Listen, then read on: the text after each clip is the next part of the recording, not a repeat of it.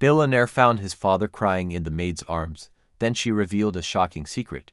Imagine this. You come home late one night, exhausted, ready to crash, and instead of silence, you hear muffled sobs echoing through your mansion. You follow the sound, and there he is, the man you've idolized your entire life. Your father, a billionaire, a titan who built empires with his bare hands. The man you thought was unbreakable, sitting hunched over at the kitchen table, shoulders trembling like a lost child.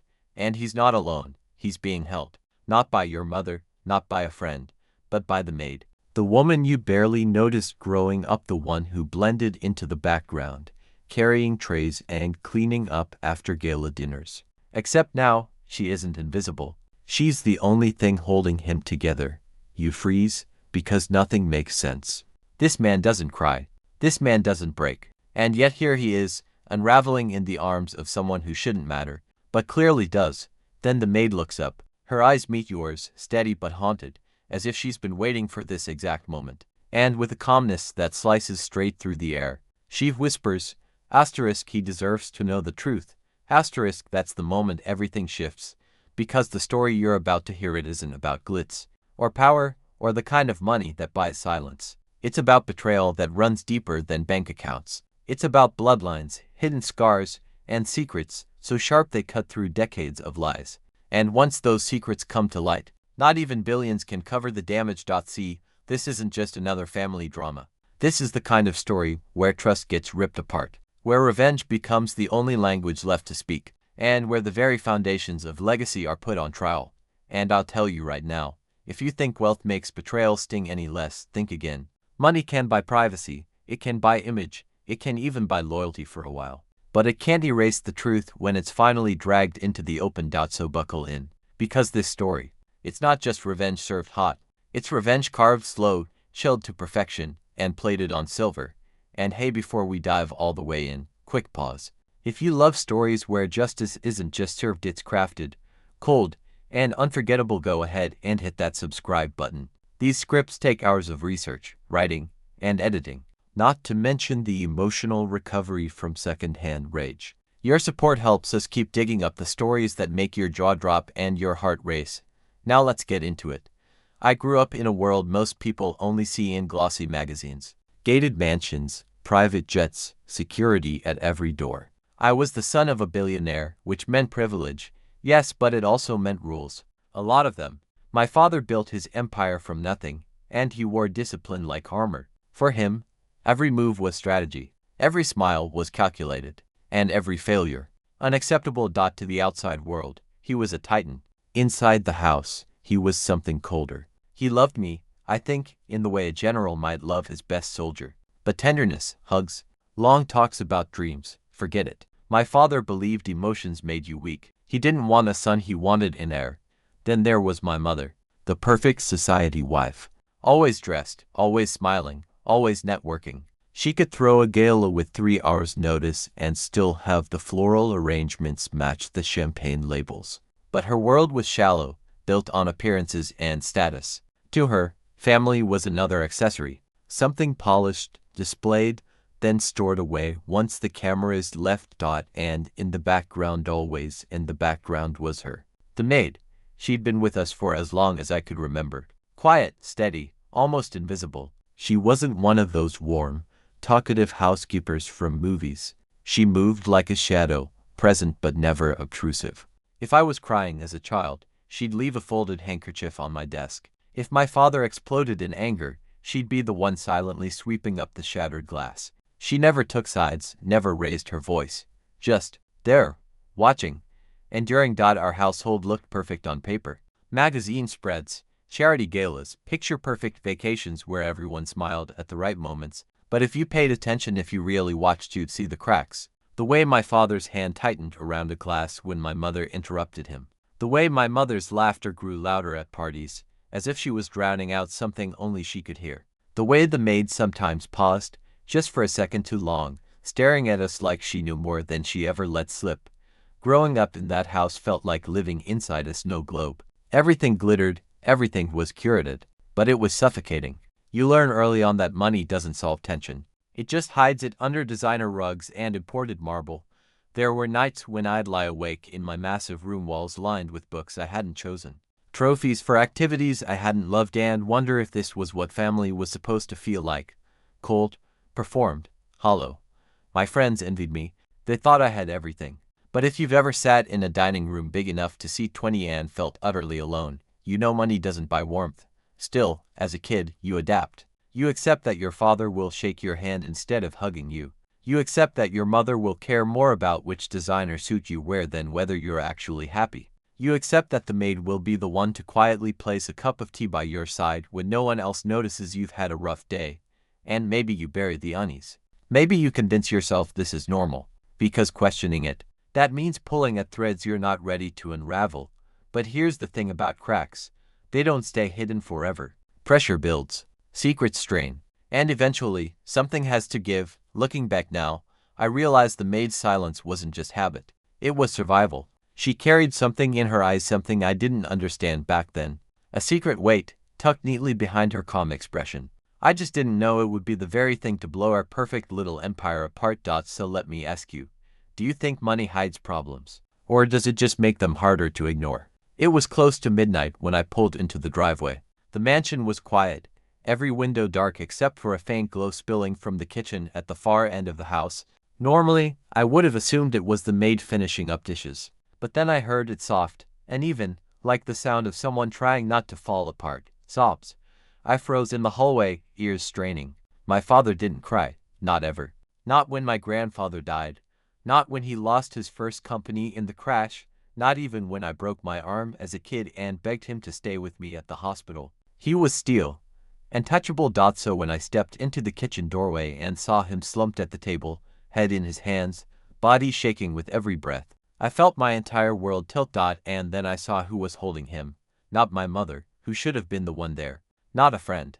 Not a colleague. No, it was her, the maid. Her thin arms wrapped around my father's broad shoulders, steadying him, soothing him with whispers I couldn't quite catch. My first reaction wasn't pity. It was suspicion, confusion, and underneath it all, a rising fear that made my skin crawl. Why her? Why this woman who'd spent years blending into the background of our lives? I must have made a sound, because my father jerked upright. His eyes bloodshot, raw met mine, and for a second, he looked like a stranger. But the maid didn't flinch. She turned slowly, her gaze locking onto mine with the calmness that unsettled me more than his tears ever could. He deserves to know the truth, she said. Her voice was steady, but her face, pale, almost drained of color, like she'd rehearsed those words for years. My father's jaw tightened. He didn't speak. He just looked at her, then at me, then back at the floor. I stood there, caught between rage and disbelief. The man I had worshipped, the man who built walls of strength around himself, was crumbling in the arms of the woman hired to sweep our floors. And she was the one speaking of truth. I wanted to shout, to demand answers. But the silence pressed down like a weight, thick and suffocating. The refrigerator hummed. The clock ticked. My father's breath came in uneven gasps. Finally, I found my voice. What truth? The maid didn't hesitate. The truth about your family. About who you really are. My chest tightened. My father closed his eyes, and for the first time in my life, I saw shame written across his face. Not anger, not disappointment, shame. And that scared me more than anything. I wanted to press further, but something in her tone stopped me. It wasn't a threat. It wasn't an accusation. It was inevitability. Whatever she knew, whatever she was about to reveal, it wasn't something that could be undone. I remember gripping the doorframe so hard my knuckles went white. The kitchen felt suddenly smaller, the air thicker, like the walls themselves were listening. My whole life, every rule, every expectation, every polished photo on a magazine cover suddenly felt fragile. Like a single word could shatter at all.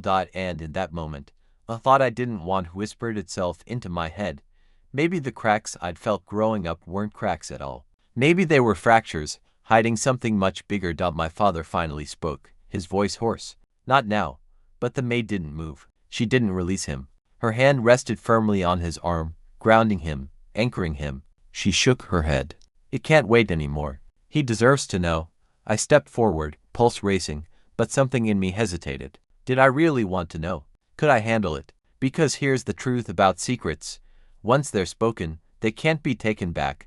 And I'll tell you, I've never forgotten the look in my father's eyes that night. A mixture of fear, regret, And something else I'd never seen in him before: helplessness.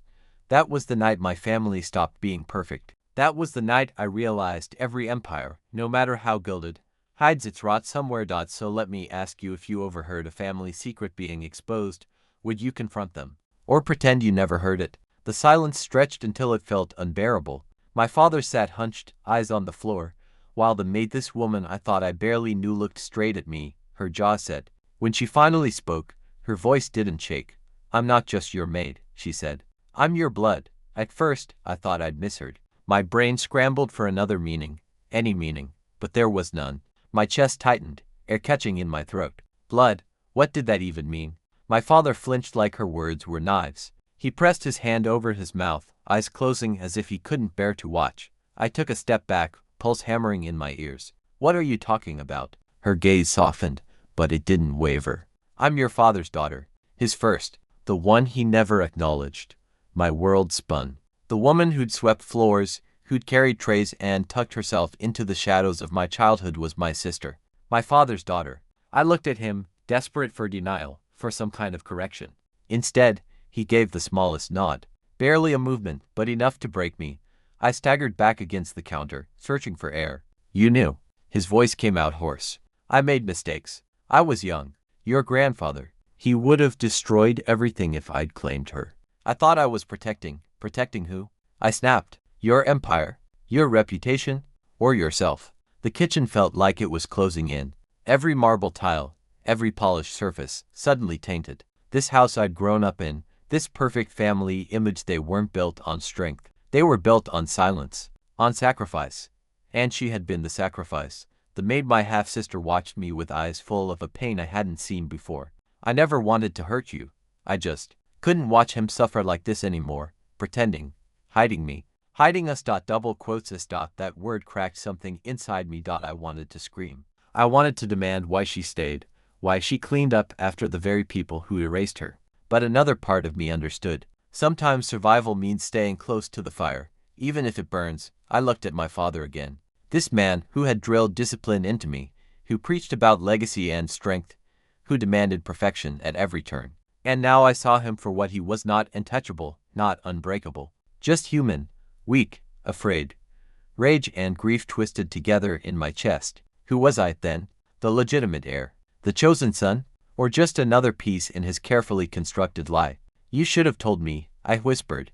His eyes filled with tears again, and he tried to speak, but nothing came out. Only a broken sound, half apology, half despair.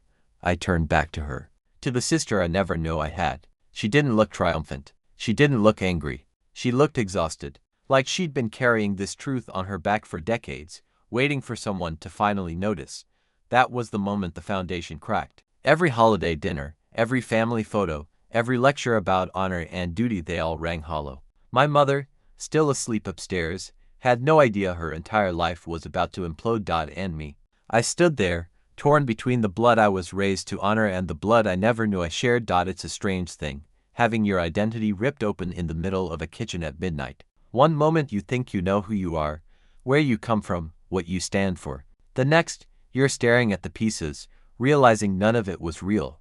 That night, I learned the kind of truth money can't bury, and that was the moment I realized my entire life had been a lie. I thought the worst was behind me, that discovering my father's secret child was the blade meant to cut deepest. But the truth has a way of multiplying, like a rot in the walls. It doesn't stay hidden forever. It was the maid, my half-sister, who pulled the first thread. She had records, letters, a collection of fragments she'd kept hidden in an old tin box, stashed away behind the laundry shelves. Not for revenge, she insisted, but for survival. Proof, in case the family ever turned on her completely. That night, she placed the box in front of me. My father sat off to the side, silent, broken. He didn't try to stop her. Maybe he couldn't. I opened the lid, and the smell of old paper and dust filled the room. Inside, bank slips, signed contracts, even photographs, not of her, but of someone else. My mother. At first, I didn't understand. Why would she keep these? But then I saw the dates. Some were older than me, some aligned with the very years my father had built his empire. The maid leaned closer. "It wasn't just his shame," she whispered. "It was hers." I stared at her. "What do you mean?" Her hand trembled as she pulled out a letter. A woman's handwriting, elegant and cold. It was my mother's.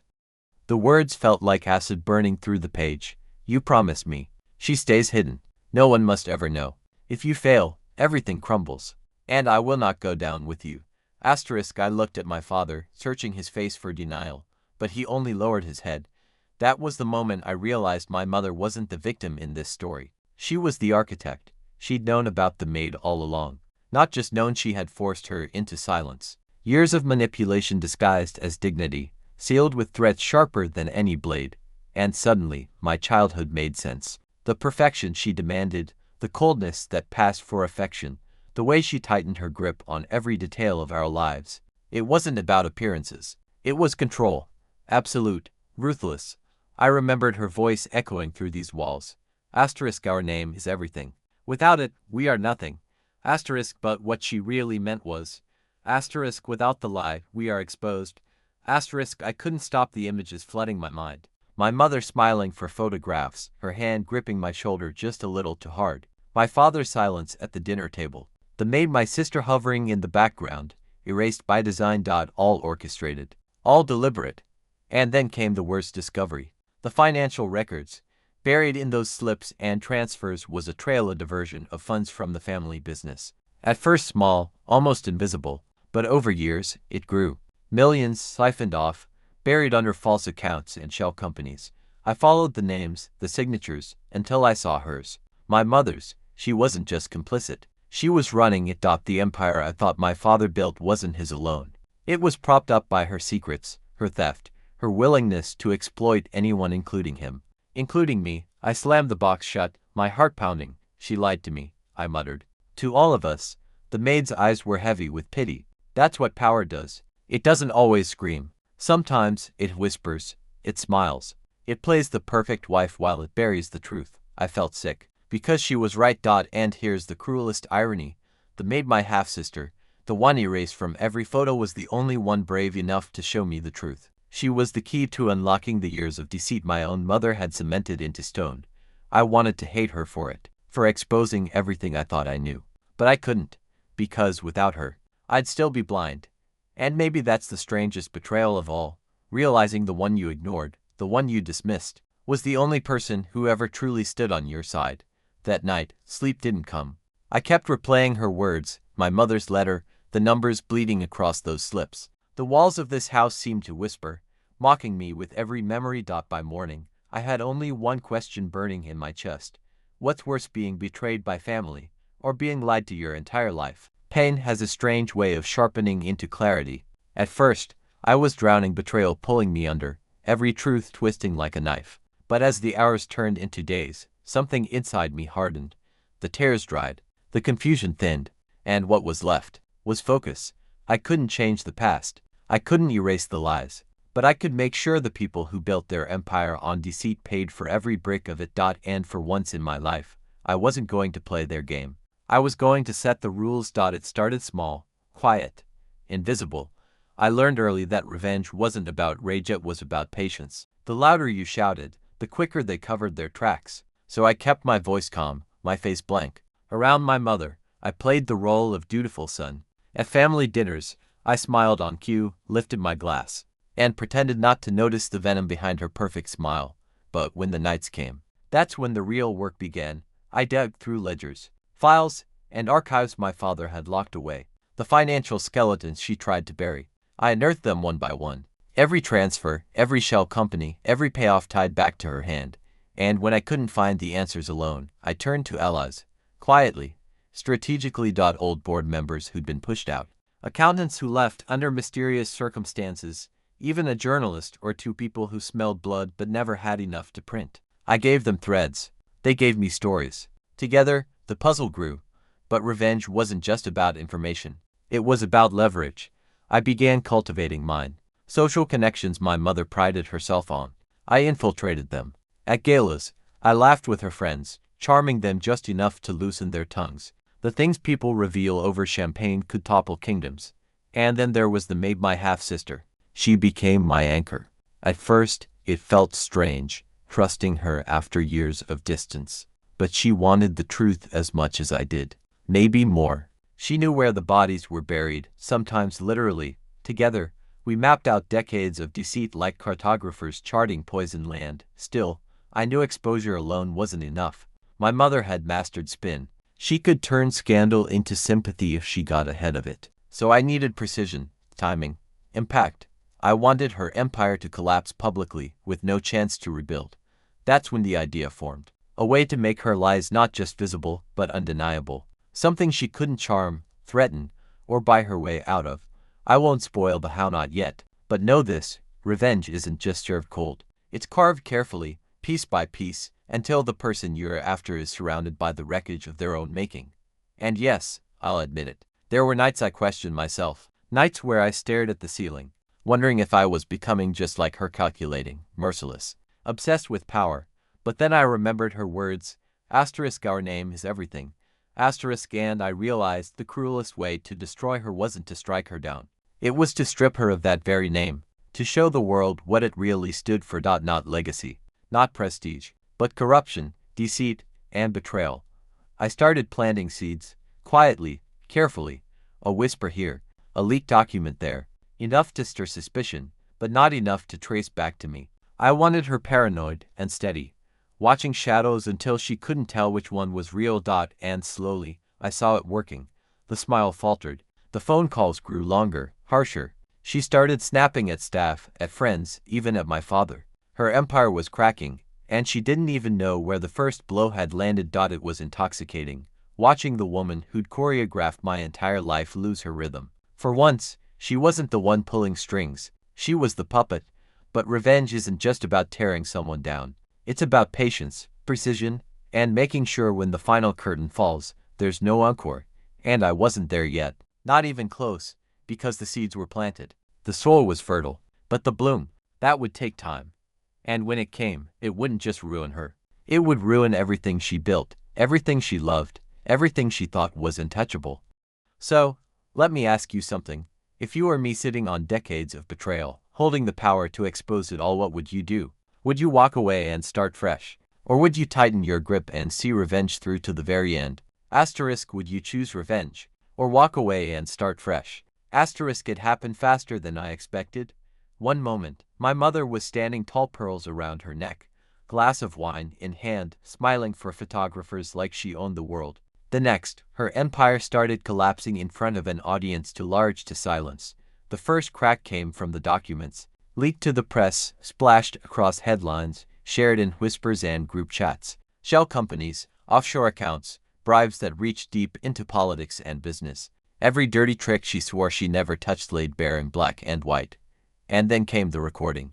Her voice, sharp as a blade, threatening an old associate into silence. Played at just the right moment, when the cameras were rolling.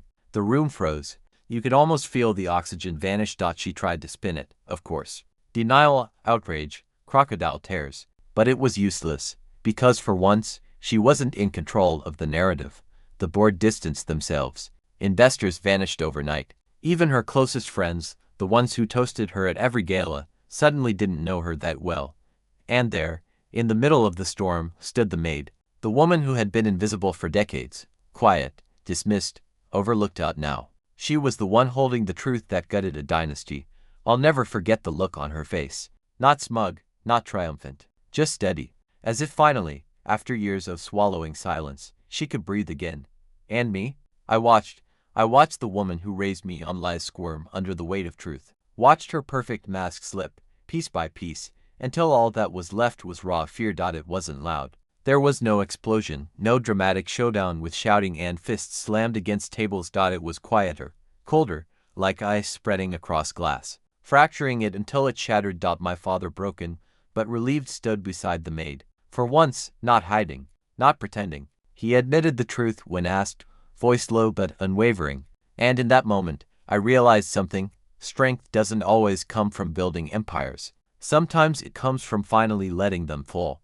The fallout was brutal. Headlines called it asterisk the scandal of the decade, asterisk lawsuits filed, assets frozen, allies turned enemies in record time. My mother, who once couldn't walk into a room without people rushing to greet her, now found doors slammed shut before she even knocked. Justice didn't arrive in a blaze. It didn't roar like thunder. It whispered. And in that whisper, it destroyed everything. If you were in OP's shoes, would you feel satisfied watching it unfold, or would you want to confront them face to face? Time has a strange way of softening sharp edges. Months passed, then a year. By then, the empire my mother built was rubble, assets divided, reputation in ashes, her name spoken only in whispers. And me? I wasn't celebrating. I wasn't gloating. I was rebuilding. Not skyscrapers or companies. Family, the kind that isn't measured in stock prices or magazine covers, but in trust.